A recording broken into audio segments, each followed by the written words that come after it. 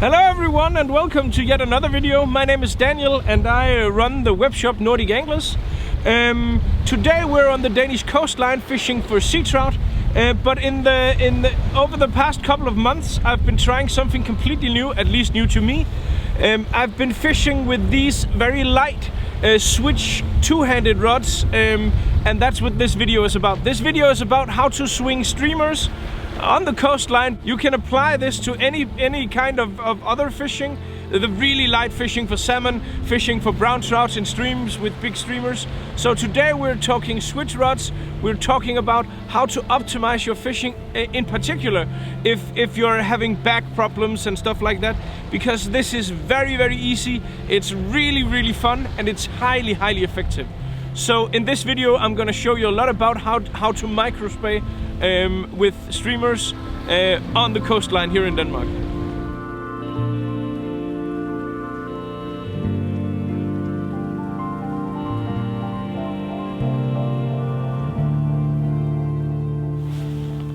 So for this fishing, this streamer fishing with a lot of the different companies called the micro spay or just trout spay rods. These are the two new rods that actually got me going with this. This is the Sage SPEY G5 or 5G G5 trout spay rods, and what really got me going was I always wanted to try this because I've spoken to a lot of people that this was a cool way of fishing for sea trout and fishing for trout in general with streamers, and that's why I eventually started doing this. And these are really reasonable in their price range. They're around 730 euros, which is a very fair price for a Sage rod, 4-pieced in a tube, and just really well performing rods. And this is a very excellent rod to start out with this type of fishing. When we talk about these trout spay rods, they're normally they're in lighter classes. Sage have this trout spay G5, but they also have an HD, trout spay HD rods, and these are the G5 is available in a 11 feet class 4. No, class 3, and then an 11.3 class 4. And what is the characteristics of these rods are? They are switch rods, which means that you can cast them one-handed if you choose to, but they are best in their two-handed versions. That's also why they have this elongated handle here, and they're fairly light. So when I say that these rods is a 3-weight and a 4-weight, that does not mean that you can use an ordinary, let's say a dry fly line for a 3-weight or a 4-weight on these rods. These rods cast lines that are heavier than your one-handed lines. For instance, the 3 I find here is particularly well suited to around 250 grains, 260 grains maybe. Which is equivalent to let's say 16 or 17 grams, and the 4-weight here is of course a bit heavier. It casts really well with from 17 to 19 grams. So these two rods are really an excellent way to get started with this, because as I said, of course 730 euros is a lot of money, but it's not as much as you can pay for one of these if you go for some of the ones from the highest shelf. But they're very nice mounted. They're very nice fitted, and they cast really well. So that's also why this is the two rods that I've been testing and fishing with. The new Sage Trout Spay 5G. Excellent choice for this. The setup I use for these trout spay rods is I really like to have a monofilament shooting line, because they just perform well and they cast really long, and they're easy to use, and they make the rest of this setup really easy. So I have here a Rivas, which is, I think this is 35 pounds. And that really allows you to cast even further. And attached to this, I have tried a lot of different things. I've tried the Spey Light series from Scientific, but also the Rio, and they're called They're a completely new Skagit trout spey, which is the line that I have on here. It's designed for these rods, so they are really awesome. They have a length of about 4.5 meters, so it's really short shooting tapers, and then you have the option to change the tip. So you can change up the tip here, and because we're doing a lot of switch casting, then the tip is going to be in the water. So you want the actual Skagit setup to be the right weight for the rod, because this is most of the times this is going to be only on the water to load the rod. So you do not want to calculate that into the weight of the head here. I actually have a complete setup like this in the web shop, where you can buy a complete ready to go setup, exactly the same as this one, as the one I use, and it's a little over €1,000 for the complete setup. The thing about the monofilament shooting lines is it puts a bit of it puts a bit of a demand on your fly reel, because the monofilament shooting line is so thin. Then you need an HD reel. You need a full frame reel, a reel where you have, I can show you if I can just push out the spool here. You can see the line is completely encased in the housing here, and this means that the shooting line cannot tangle with the frame or the housing of the reel, and that's fairly important when you're fishing with the monofilament lines.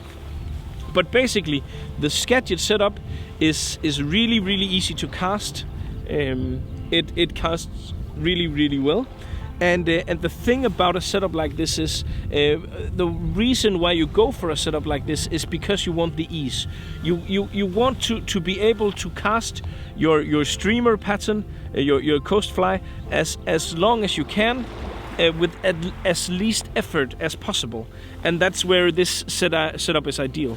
I've bought this rod and been fishing with it, and it's something that I'm gonna use. I'm not saying that this will completely replace my Scott Sector or my one-handed rod. That's not where I am, not at the moment at least.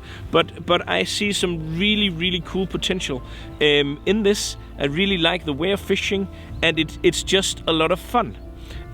Because it's easy, it's effortless, and it puts a lot less strain on your entire body if you're fishing a whole day, because the movements you make, the casts you make, are less, and the movements you make are not as demanding on you.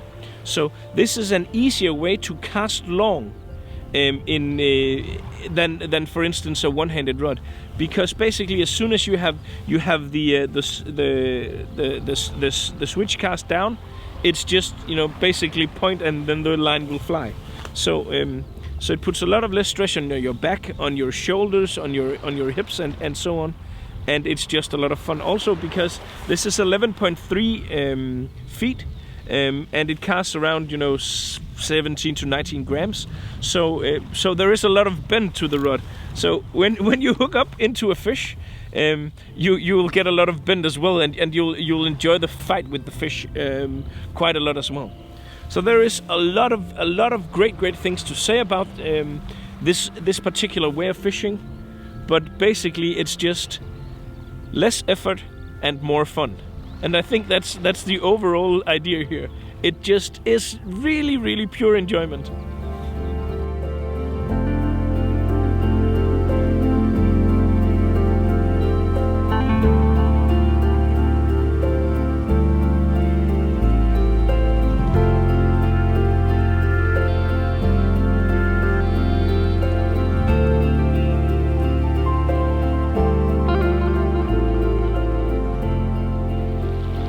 So here we are, and now I'm gonna show you exactly how easy this is.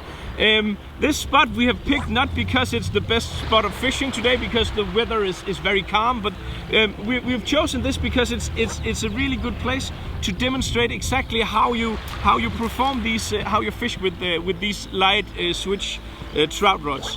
The idea here is basically you make a switch cast. So I'm gonna pick up the line, let the leader hit the water, and then push it away. But because my leader here is intermediate, I'm gonna have to do it a bit faster, like there.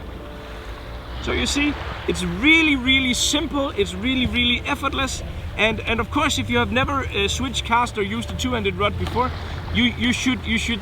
There is a bit of a learning curve, but that curve is not very steep. And if you have fished with one-handed rods, a lot of the same principles apply in regards to line angles and stuff like that. So basically, now I have retrieved my line here.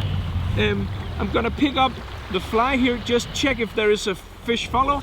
Then I make sure that it's on the surface. Then I push it back, and then I send it away off into the horizon.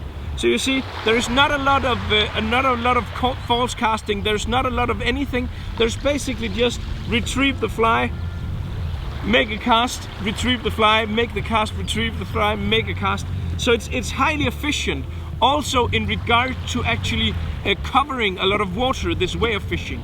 It's just really awesome. You have a lot of the same options with the retrieve. I of course always use the line baskets as I always do on the coastline here. I'm just gonna retrieve this fast for the next cast. So basically, and if you want, you can of course pull your fly all the way to the tip of your rod. Then it just takes just a bit more rolling, and then you're off, and then back, and then boom. There you go. See, it's really efficient. It's really a lot less stress and a lot less of effort, and a lot less of basically of effort, and a lot easier for the body to take a pounding like this for 8 hours straight than it is with the one-handed rod. So, I mean, of course, as I said, if you haven't done a lot of switch casting, then there is a bit of a learning curve.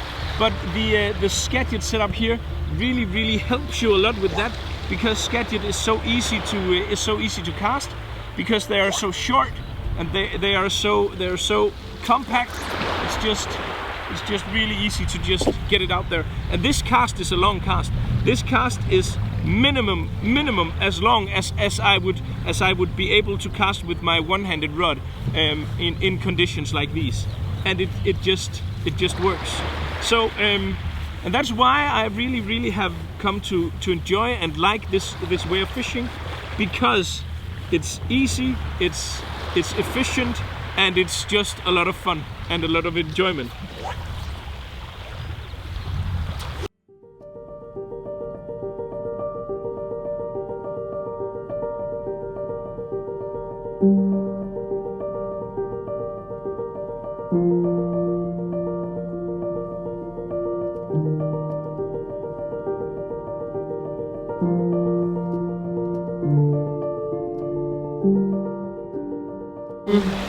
So that's it for this video regarding two-handed or switch rods for swinging big streamers or fishing big streamers on the coast. I, for one, am really convinced. You can of course get all of these different rods and reels and all the other stuff you would ever need for your fly tying and your fly fishing at Nordic Anglers. I hope that you enjoyed this video, and I must say I urge you to try this on your own. The Seatrout SPEY G5 is a really good rod for this type of fishing, and we of course have them in stock at Nordic Anglers. So swing by Nordic Anglers, and if you haven't done so already, please subscribe to the channel for more videos, and thank you for watching. Good luck out on the water.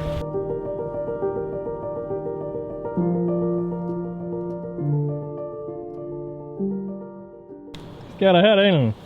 Nej, ikke noget. Jeg havde bare glemt min telefon ude på fronten. Der har vi så kørt de sidste, hvad? 4-5.